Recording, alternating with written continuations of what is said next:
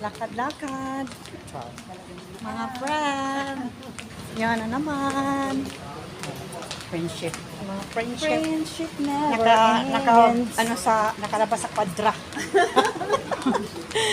Dapat, uwi sana ako mag-off. Yung isang Sa niyaya, Yes. nakipag-swap kasi birthday niya na bukas. Ah. Last week pa siya nagpag-off ko nung mag-off ako ng week. Sa inyo ba may Ramadan din? Fasting din ba? Yung ngayong next week, mag-start sila ng yung piece ng kanila, kami bumoto sa kanila. Deep clean kami last week pa. Deep clean. Deep clean talaga. Ang mga gamit, kinukuha din sa mga pinaglalagyan. Mainit na, nakarating na. Sa pupuntahan. Sa kaming payong. Doon pa yung sa Vegas.